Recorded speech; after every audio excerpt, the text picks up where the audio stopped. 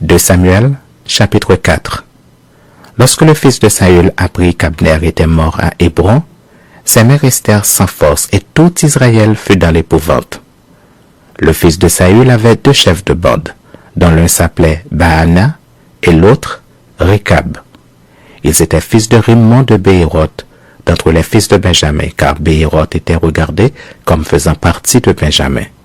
Et les Béhérothiens s'étaient enfuis à Githaïm, où ils ont habité jusqu'à ce jour. Jonathan, fils de Saül, avait un fils perclus des pieds et âgé de 5 ans, lorsqu'arriva de Jizréel la nouvelle de la mort de Saül et de Jonathan. Sa nourrice le prit et s'enfuit, et comme elle précipitait sa fuite, il tomba et resta boiteux. Son nom était Méphibosheth. Or, les fils de Rimmon de Béhéroth, Rakab et Baana, se rendirent pendant la chaleur du jour à la maison d'Ish-Bosheth, qui était couché pour son repos de midi. Ils pénétrèrent jusqu'au milieu de la maison, comme pour prendre du froment, et ils le frappèrent au ventre. Puis, Récab et Baana, son frère, se sauvèrent.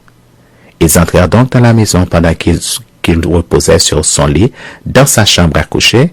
Ils le frappèrent et le firent mourir, et ils lui coupèrent la tête. Ils prirent sa tête et ils marchèrent toute la nuit au travers de la plaine.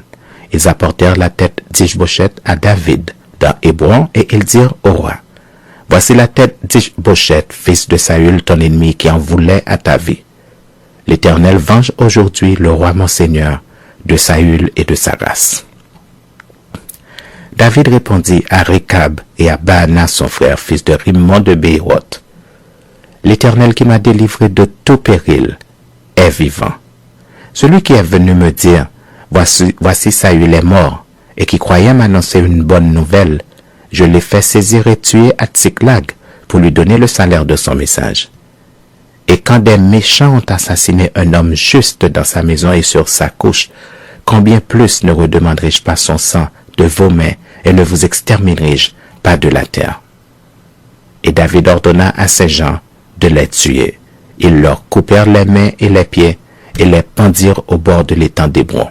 Ils prirent ensuite la tête d'Ish-Bosheth et l'enterrèrent dans le sépulcre d'Abner à Hébron.